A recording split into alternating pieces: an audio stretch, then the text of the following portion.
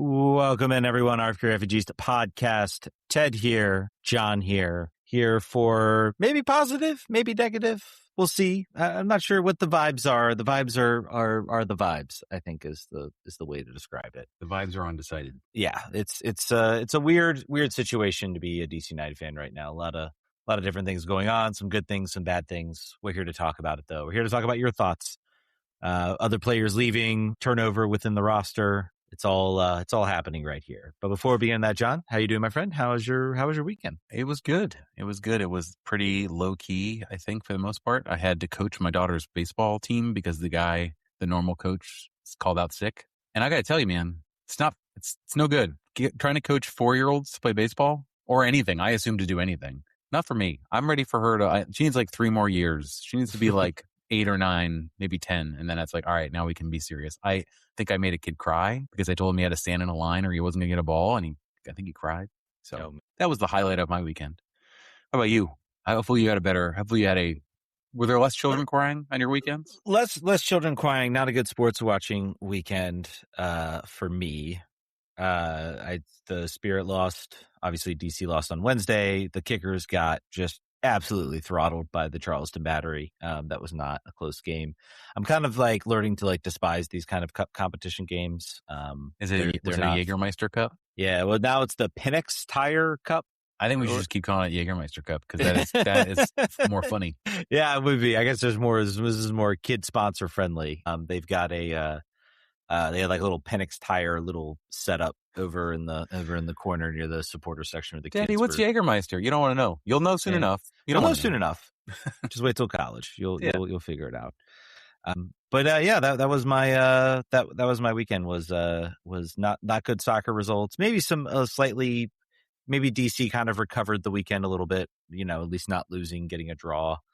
But we'll almost get into that. Almost really saved the day. Yeah, almost did. Someone noticing that we are early tonight for the literally ones of you who are watching the live stream.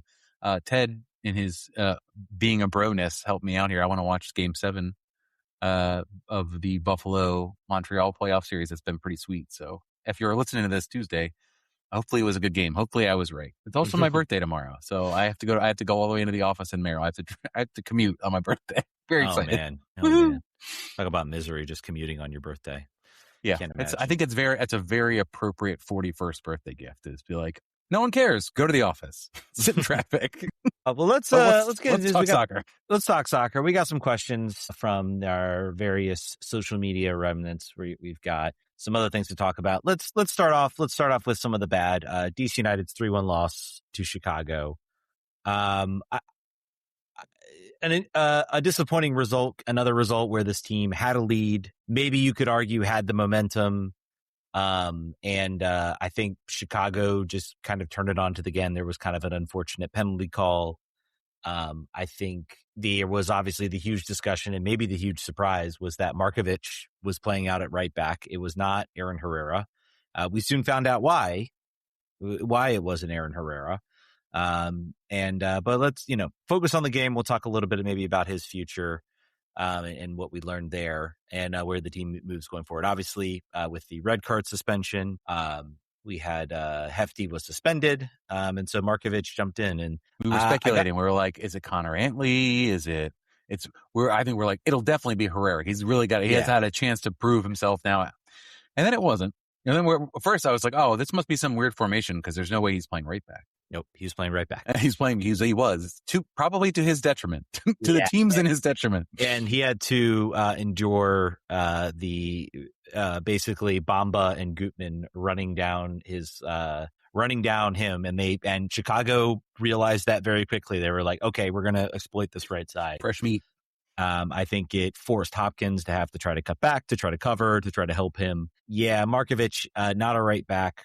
I am not really certain. I understand that like Markovic is clearly a talent. He's shown he can play center defensive midfielder. He can certainly play center back. Playing a right back in this league, you need pace. Otherwise, you are going to get beat a lot. And I thought it was detrimental to Hopkins. Hopkins did not have a good game, but I'm going to chalk it up to the fact of where he was playing. Markovic was getting beat sideways left, that right side, he was just hung out to dry. A lot of teams have to come back and cover for him. So kind of just like a confusing move to me. Like I get, this guy's versatile, but was that really like the best situation to place him in? I feel like no. I feel like no. We'll talk about it after the post game, but he basically said like he's the future, so we played him. I don't know. I think maybe Antley would have probably deputized there a little bit better. That's kind of why he exists. That's kind of why you have him on the team. Yeah. Hopkins definitely was all out of sorts. I was watching the highlights again. I forgot this happened. He tried to score from midfield when they were down 2-1. When they had they had an advantage on the counterattack. He's like, I got this. And he shot from midfield. Did not, and the announcer was like, that's not what you want. That's not where you want to do. That's not where you want to do that from. So yeah, I would say we continue to like, I'm trying to think of a good analogy. There's always a good excuse for Hopkins. Like he's being failed. Hopkins can never fail you. He can only be failed. He can only be played in the wrong position.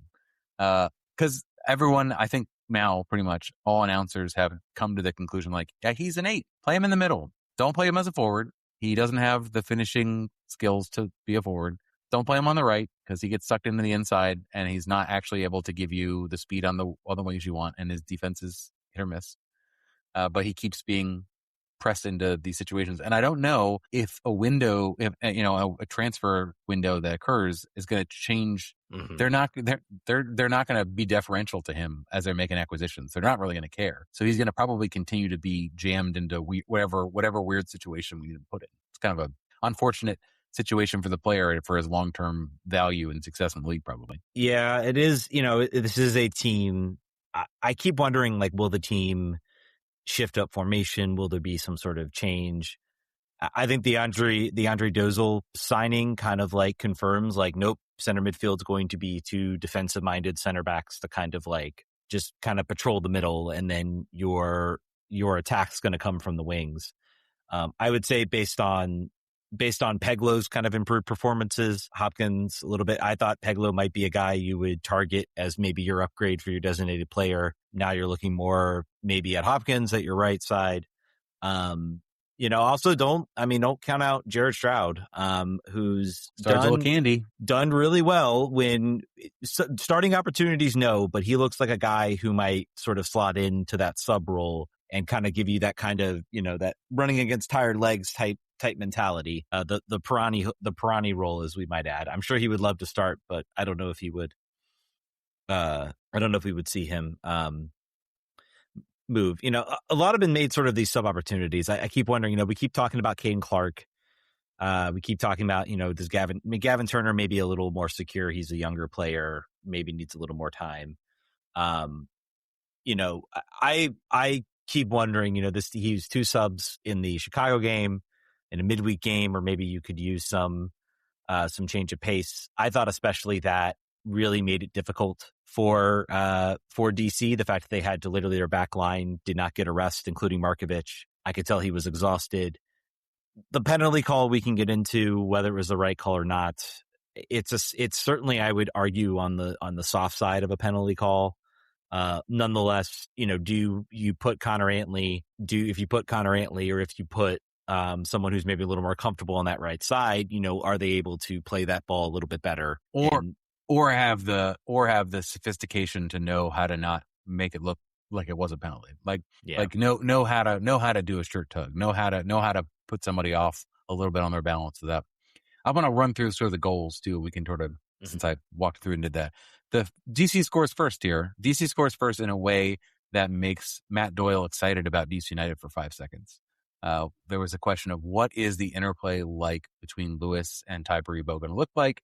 They spent $14 million on it. They've got to produce. We saw something there for the first goal where Lewis looks to facilitate, plays a back heel inside the box. Tai has a very handy finish and scores. We see a whole bunch more of that. That'd be great. That's a really good dynamic. Lewis, for the rest of the game, tries to score every time he gets the ball. He shoots really low percentage opportunities when there's maybe someone to pass to. Blazes it over the crossbar. A player, again, I think the best thing to remember about him is his age, is how young he is. And I think I was listening to Dax McCarty on Pitch Pass, was basically like, he is a young guy still figuring out who he is as a player. You assume because of how much he cost him, where he comes from or whatever, that he's like the finished product. but from a week to week basis, he's still trying to figure that out. So he is certainly pressing. He wants to be scoring all over the place. He wants to have 10 goals by now, clearly. And he's pressing. But if he is able to actually play as a, take your own shots, but also facilitate, because Tai is not going to facilitate. He just says, you need to give me the opportunities, and I will put ball in goal most times. So great start. Happened to, that occurred, got off to an early lead. The first, talking about Lewis, Chicago's first goal results on, so there's a sustained possession by Chicago. I'm reviewing in case you don't remember from last Wednesday, which is most people probably at this point. Chicago has sustained possession inside of DC's half. The entire, resting defense is good. People are switching. People are double teaming on the ball, except for Lewis on the back end gets a little tired after making a run forward and does not close on Robin Lode, who finds Zickernagel, Zickernagel. And it was an open opportunity. Wouldn't have been there, but for he realized he was late, took a step to him too late, and knotted it in. I have that one as not a Sean Johnson problem, but that will not be the case for the rest of the games we talk about. There's a couple ones that should have been saves that were not. Second goal that gets scored by Chicago is the Markovic penalty kick. Talk to me about what you saw from that and how you would have called it based on both in real time and then maybe even after you see the replay. I mean, I tried to look to see whether if there was a step or something where Markovic actually steps on him. I don't know if I really got like a good angle. I will contend it's incredibly soft. I will say Markovic doesn't do himself any favors. I think he kind of approaches it a little clumsily. And I think, the referee kind of rewards it. There was also, the rains, and I think we'll get into a little bit of this on the third goal. The skies, I don't know if the skies had opened up at that point, but the skies started to open up where rain just started pouring down. I think that definitely impacted the third goal's problem. Yeah, that definitely impacted DC's ability. Yeah, I don't know. I agree with people. It's a soft penalty. I think it's one of those things where you can look at it, and I think it's soft. I think it's one of those things where VAR is not going to intervene and say you need to look at this, because they're going to say, well, we see a tug, we see a pull, we see him kind of maneuver around the ball and really kind of almost tackle, fall, trip up the player, and we've got a foul, and there's nothing much we can do to help you there. And it should be, you don't want to lose this in the whole process. Sean Johnson saves the penalty. Yeah. Should have been bailed out. DC United does not react quickly on the rebound. Does not, and I'm trying to remember who the center back was in the middle that is not covering Kuipers on the square ball, but shouldn't have been a goal. Like Sean Johnson did the thing there, so I thought it's unfortunate. So then you've got a 2-1 deficit. This is where, by the way, we don't see it because the cameraman literally just completely loses it and doesn't follow up, and then we literally see I think it's Kuipers smile. And then they say it's a goal. And that was. Wouldn't you know? In the replay, they're showing that second feed as though that was the live. And that was the live feed. They did the live announcing, but overlaid the secondary replay feed as the like that's what you were seeing. Which fair play. I'd have done the same thing. Almost immediately after that, Markovic is almost like blazed by for speed, and then Sean Johnson bails him out. Would have been 3-1 right away. It was eventually 3-1 after a maybe 35-yard free kick. Just blast the ball directly at Sean Johnson. As you mentioned, it was pouring rain. He parries it directly to Selassie, who great finish. Again, couldn't just unlucky, but if he parried it anywhere else, that'd have been great. But I'm not going to mark him too much off with the deluge that he was facing. Yeah, and I'm not. I look to Markovic there as the primary contributor. He loses Selassie very quickly on his mark, needs to follow that play up, follow up that attacker. I think he kind of assumes the shot, he sees the save, and I think he almost freezes, and that's the half a second that Selassie needs to get that. A rough showing from Markovic. Again, not one.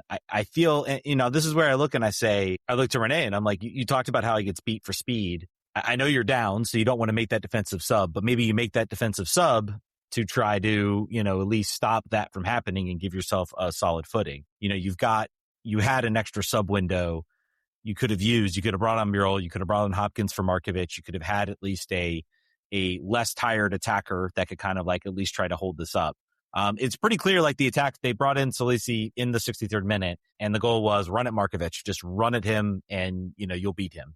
And I think that plan worked to perfection, and DC was not able to handle it. So, I think this is a game I look to Renée as, I think this could have been preventable. I think this could have been managed a little bit better. Obviously the hefty, injury, the hefty suspension was bad, but you had options there, and fair play. If I think he has sort of made the determination, it's either you want to be here or you don't want to be here. And if you want to be here, you'll get to be on the field. If you don't want to be here in the future, we're moving on, and we're going to see what else we can do. So I was just going to say, Sean Johnson also has a full stretch save and extra time to prevent it being 4-1.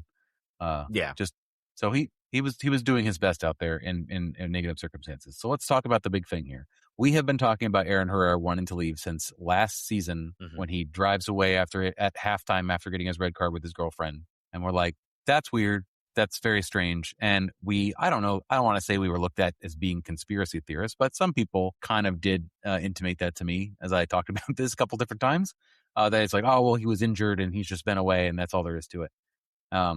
This is the second player now. Also, bearing the lead in case you somehow have not seen this, Renée Weiler says Aaron Herrera wants to be off of the team. He does not want to be here anymore. So that's that. He will not be on the field anymore.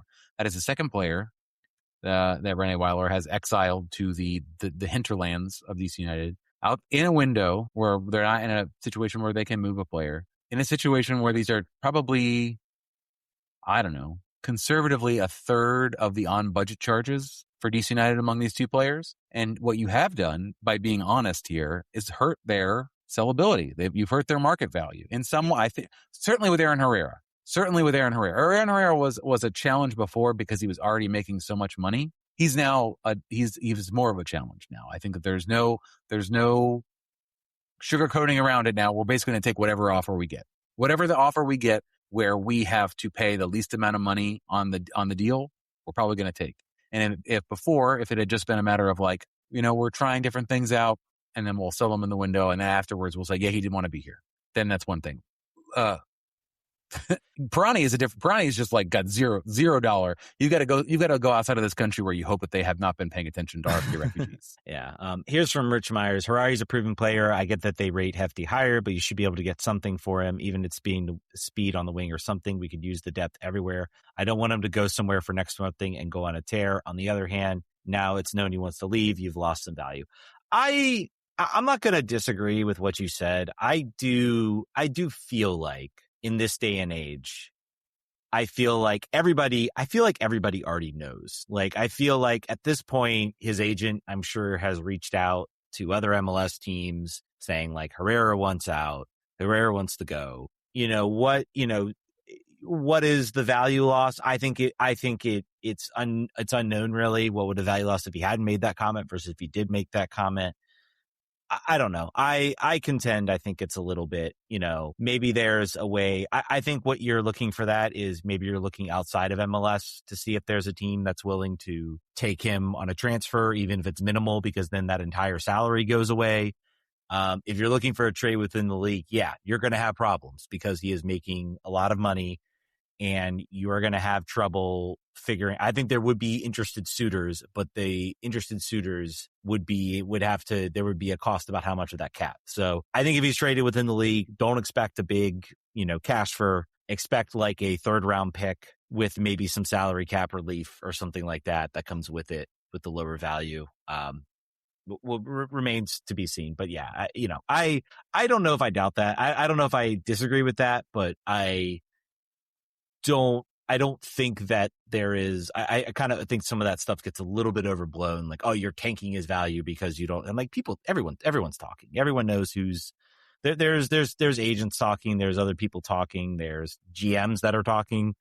Everybody's talking. I think it is probably known around MLS that Herrera wanted out, maybe even before this season. So, if that were the case, if that were known, then really you were doing yourself no benefit to not trade him in the offseason then. If we were speculating on it, and if that was actually already the case, that's the best time to move him before you get into the situation right now, because then at least you have a full opportunity to make your selection on what roster builds you want to do. Do you maybe want to go 3 DPs early? Whatever you want to do, you're going to have more room in the budget caps. I think, I don't want to say mismanaged because we don't know. We are working off of incomplete information, but it was, I think you and I had already said, it seems like this is a player who does not see his future here. Which is unfortunate. We also said, wow, we've got 2 great right backs. It's weird that we have depth in this one position on the field. Turns out we don't, or we're not going to anyway. Do you think there's any, so I was going to say Renée Weiler being honest there seems like his default mode. I think he would have been certainly within his rights as a confident coach to be like, it was just my decision. I played him there because that's who I wanted to play there. All of my decisions are because I have decided that lots of coaches have said that. So it was weird that I think it's just because his default is just to tell the truth. I think he's just straightforward. I do wonder by him making that comment, it's interesting that Herrera was just completely left off. Like suddenly he's gone from the roster. Was there a sense of like, what are you doing, dude? You've now wrecked any sort of value. Maybe there is something to that. And he's like, just leave me off. If you're going to make that statement, then I don't even want to risk going out on the field and getting injured. We got one more game. We do have one more game left before the window. Before we go into a long slumber before mid-July. So, but it's tough. It's tough with the salary. You're also not getting for either of these players, either Pirani or Herrera. You're getting no international spot relief. You've already filled that international spot. It's weird to have the team in the position they are in because you would have looked at the beginning of the season and looked at where they are right now, and you would have said, "Wow, what a complete overperformance. Did not expect this." They said the vibes are weird. It's like standings wise, things look great, but there are certainly some parts of this that you're kind of looking at and you're like, oh, is this going to be a mirage kind of like 2024 was? Is this going to be, is something going to happen? Yeah. I think the last sort of Renée Weiler point I'll make is that this man does not sugarcoat anything. So after the Chicago loss, he says, I'm going to paraphrase now, basically like, it astonishes me that even in this room, people are surprised that we lost this game. We're not good all of a sudden. We don't have depth all of a sudden. We are in the situation we're in. We have to try, this is a paraphrase, we have to perform 100%. Every player has to play their absolute best and things have to go our way for us to win in this league. That is the situation we're in. So just because we were on a bit of a streak does not mean that all of a sudden all of our problems are gone. Then someone asked him about rotating with the second game, with the upcoming game we're going to discuss. And he was basically like, I don't have the roster to rotate. You have to put players on the field that can win. I can't just rotate players to rotate players. I have to win. I have to try to win. So we'll do what we can, but this is the roster we have.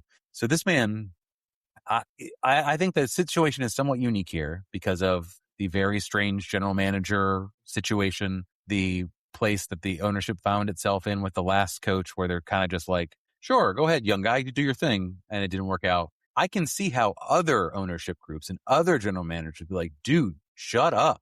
Like, just say we are going to improve in the next window. Like, don't be so honest. Don't just say exactly what you're thinking to the media. You got to play them. He does not do that. I mean, it doesn't seem like he is. Maybe he's playing chess, but to me, it seems very much like he's like, I'm just telling you what it is. Like, I don't care. I can go somewhere else. Like, this job is not it for me. I mean, I'm making good money, but I can go anywhere. I don't care. So it is at the same time, like from a fan's perspective, you have to appreciate it. You've gotten exactly what you may like. You're never going to get a guy like this again. I guarantee you. No, you're never going to have another manager come to DC United that is like, yeah, dude, we straight are garbage. Like once we get past our 11 players, we got nothing. And when you and I have been saying for 3 years, when everyone's like, make subs, we're like, for what? To who? What subs? What are you talking about? And he basically just said that in a press conference. So it is not a surprising thing that other ownership groups would be like, dude, get out of here. 2 years, man. You got to go. But he's in this weird situation where honesty is fine. Like, it's like, well, yeah, that is what it is. Who could argue with it? It does find it weird. It does make you wonder. I do wonder how much he had on interest, or I guess the ability to know with Caden Clark, or how much say he really had in that, or what he really felt about Caden Clark. Maybe that was just a Dave Casper move. Maybe we have misattributed to him. That's Jason Anderson was basically like that. That's not what it was. It wasn't. It was something that was already happening. So if that's the case, that makes a lot more sense for why this man is on an island and never plays. Yeah. So I think he's out after this year anyway. So I think if you had a player I would point to and say, I think that's a player that also might be on the outs and maybe ready to leave. Maybe he already knows he wants to maybe hop back to Europe. Maybe there's Good an luck. ability. Good luck, man. Yeah. Maybe there's he would be a player I would point to.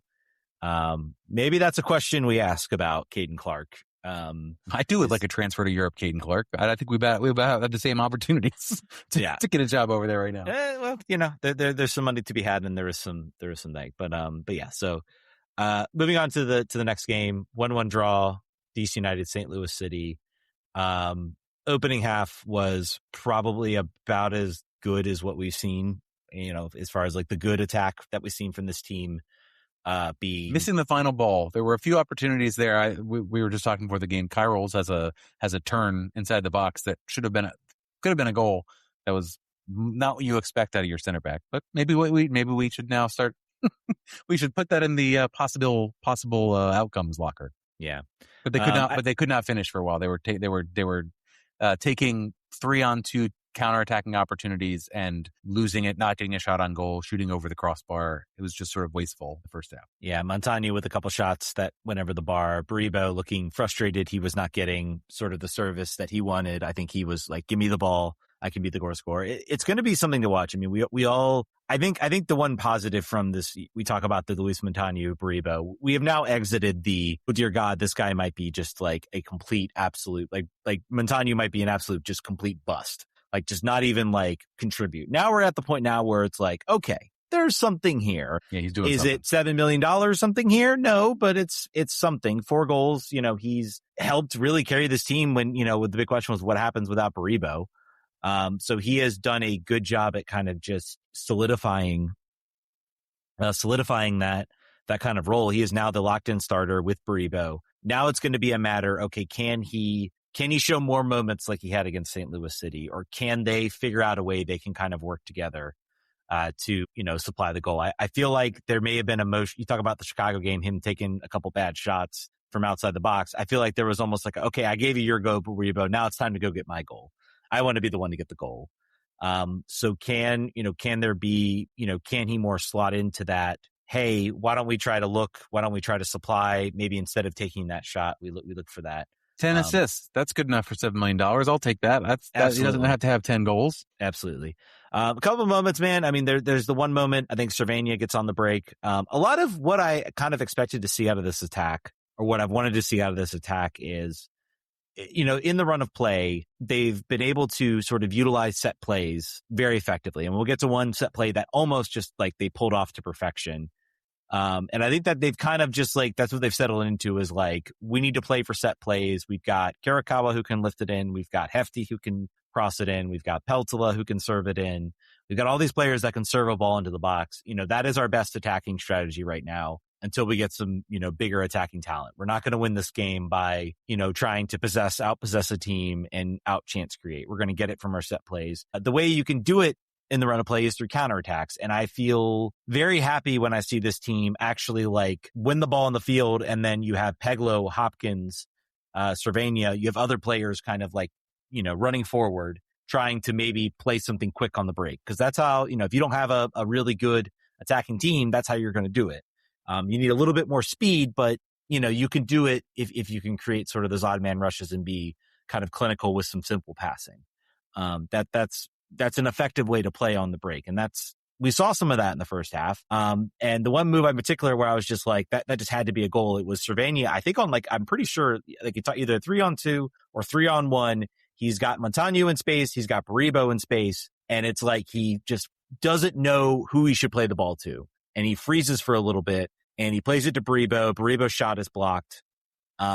Just that, that's where you look at it and you say, man, if there was like a Lucho Acosta, if there was a chance creating type midfielder that was making that run, that's a pass, that's a goal. And we're not a guy who can be more decisive. And Cervania's just not that. Maybe Dozle's it. I don't think so, but Jackson Hopkins did the same thing. He had a 3-2 and he just, he got frozen and then he squared the ball into Lewis, but he passed it into his feet.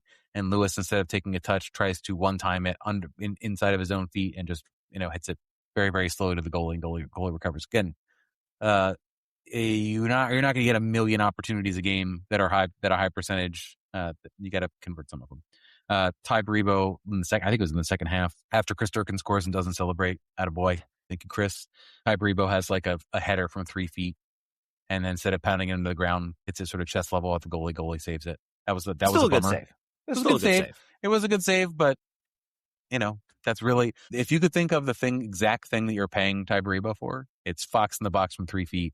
You got to 90% of the time you got to convert. Maybe that's 10%. Maybe that was a 10% that is not going to be converted. He still gets the moment, and I think that's what I look at that and I say, it's even just pounding on the ground, that's still like an incredibly, that you're right in front of goal. I think where he puts it is good enough to where most goalkeepers, that's a goal. Yeah. Raymond Berkey's just a really good goalkeeper. It's one of those things where if he had it into the ground, I would not legally be allowed to say anything because he did the exact right thing you're supposed to do. It's like it's like going across the goalie. Like as long as you do the right thing, like the high percentage thing. If it gets saved, then you can't complain. You try to do the right thing. But so that was an opportunity there to level it up. Luckily, it didn't make a difference because 89 minutes and 50 seconds. Her first goal they said for the club. It wasn't for the club. It's his first goal for the year. He scored last year multiple times, I believe. Right? Yeah. So João Peglow scores from outside the box. I think it was not. I don't think there was a screen. There was no deflection. The goalkeeper was just caught a little flat-footed because it looked like Peglow he took like an in-between shot. He quickly got out from under his feet and put the shot on frame. Goalkeeper was not ready for it. Goalkeeper seemed mad at his team for not closing him down. Yeah. It really wasn't that. Like it wasn't like he had an hour out there. Like they could have probably done a little bit better. But either way, 1-1. Mass pandemonium. I was thinking that's going to be that. That's fine. That's good. I guess we'll deal with that. And really some credit to Peglow, who I thought also beyond the goal played probably one of his best games. And he got a call out in the post game. Both that game and previously, they said he's been playing a lot better. And calling out. And then also, I think we got to give, again, Jared Stroud some props. I would say after the Durkin goal, maybe I was trying to see when did the actual shot, that was the 79th minute. I would say between the Durkin goal and before Jared Stroud subbed in, this team looked not convincing offensively. They were pretty predictable. A slew of defensive subs St. Louis threw on. They were going to try to just hold on for dear life type of thing. And I think Renée Weiler kind of recognized it and said, okay, I'm going to throw on Jared Stroud. And then as soon as he threw on Jared Stroud, things became much, much better. I think they were able to sort of break down that block. He was able to maybe run with a little bit of fresher legs, kind of challenge it. That header you talked about, it comes from him making that run that I don't think Hopkins was making, and is able to kind of play that ball over the top. So Jared Stroud gets a lot of crap from a lot of people, but we've seen some life be sort of put back into him. And I think it's certainly, for me, I look at how he's played versus how Caden Clark's played, and I would say Jared Stroud's played better and deservedly, and has played more. And he's a player, man. He's a player. I'm sure he would say he would love to start, but I think at this point at his age, he's like, man, I just want to stay on an MLS roster. And if that means coming off the bench and being a little bit of a spark, so be it. So 27 touches in 28 minutes, and almost all of them were on the right wing. They said, get out wide, get some chalk on your boots. And he was doing that. So I think, and he, like you said, he's creating usefulness out of a player who was absolutely not useful at all prior to this. So that's great. Whatever you can get from him still does not dissuade you from making any moves on that side of the field in the transfer market. But it is good that we've got it's good that you have somebody on the bench that can do a thing, that can alter the game state in some way. And he had done that. We almost saw a Orlando City at home stealing of the game in the 96th minute, I think it was. Mm-hmm. Lewis has an opportunity, sort of bundles it in across the line with his chest so it was a free kick that did Bartlett receive the ball, or was he received it, because that's why I got called back. So Bartlett was standing probably very decidedly offsides, a leg offsides, nods the ball over across the goal. Was there someone else in between that chain? or was it just Bartlett to Lewis? Either whatever I believe it was Bartlett over the top just to Lewis. And Lewis just kind of, did a great job of sort of bundling in. Gets it in, celebrates in front of the Chico stand, mass pandemonium. Yeah. And then goes for review. I heard a whistle go off and I was like, oh man, great, goal set. And then it's like, no. And then you see the highlight, you see the offside. I got a little hope maybe there was something with the line that maybe it wasn't offside and they were just looking to see if, they showed some clips of Lewis sort of chesting it in, say, maybe they were looking at a hand and they did see it. Nope, offside. It's offside. I think Renée Weiler said as much. Yep. John Sabatis over on our apologies if I butchered that, over on Blue Sky, says the offside rule on set piece makes soccer games less entertaining. No benefit to competitive balance. It's one of the rule in sports. I'm not sure what offside is offsides. You're going to call it. I do think like this is. I realized earlier, I apologize, Mr. Dave Johnson. I was not watching you. I was watching the regular broadcast. I am sure for those watching on the Dave Johnson broadcast, he was talking about the Wenger rule. He was talking about the change that's going to come and everything like that. I am personally against the Wenger rule because it is also I am someone who referees, obviously, and this would make my life I would think a living hell. And as far as trying to call offsides, and it would be difficult. Would make my life more difficult. I think we would adjust. Maybe I'm overblowing it. I also don't think it's a rule that would affect anything. I think it would actually make things worse. I think it would make pressing defenses less likely to press. I think it's going to have the opposite effect. It's being trialed right now in Canada. I'll be curious to see what the results. I don't know if anyone watches Canadian Premier League games, whether it's something we've seen, but if it's really maybe it won't make as big a difference as I think. But it is something I have concerned. I mean, it's unfortunate. It's the right call. He's offside. It's a clear and obvious error. It's not even like a toenail type of thing. It's his whole leg. It's unfortunate. But it is what it is. And It's, DC, this is why, if they had put away a chance in the first half, maybe this isn't a deal. If Baribo puts away his chance, I think if Baribo makes that chance at 79th minute, I think DC goes on to win this game. They were suddenly up 10 men. They played like it, that they were up a man in this game. Yep. They had opportunities. This is, I think, the line where you talk about these two games have kind of shown there's improvement here. There's real, genuine improvement. Where this team is in the standings is better than I think anybody thought at the beginning of the year, anybody thought at the beginning of the season. Luis Munteanu doesn't look like a complete bust. There's some hope there. There's some promise there. There's some ability to think that they could link up well with Baribo. I think they need to get a little more on the same page. I think there needs to be a showing of the shot chart in the Chicago game of and this St. Louis game to say, hey, great stuff, buddy, but maybe let's see if we can get Baribo a little close to goal and see if we can hit that pass. There you go. See, that's positivity. Certain members of DC United ownership think that we're too negative. So there's a little bit of positivity for you. Jason1551, and then we're going to skip to the Patreon show. Says, any word on potential names the team is targeting this summer? And do we think there are any other players besides Herrera and Pirani that are likely to be moved out in the summer window? You mentioned one that probably is likely to go.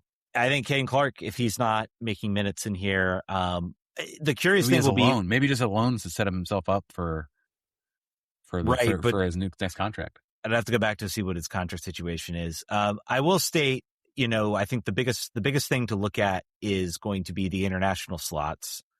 Right now, all of your players that take up international slots are currently getting minutes other than, that take up the international. You've got Luis Munteanu, international, playing, Tai Baribo playing.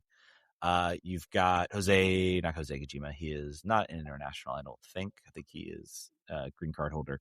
Maddie Peltola, Kurosawa Kirikawa, Kai Rolls, Niko Markovic also takes up an international, and Slavin Hefty. So all these guys here who are internationals are getting minutes. So if this team right now has already filled up the international slot with Dozell, that's a player coming in. If you're looking for a designated player, either you're looking somewhere inside the league, or you're going to need to trade for an international slot. So that's going to be the big ask as to, we haven't heard much because I don't know if this team right now has the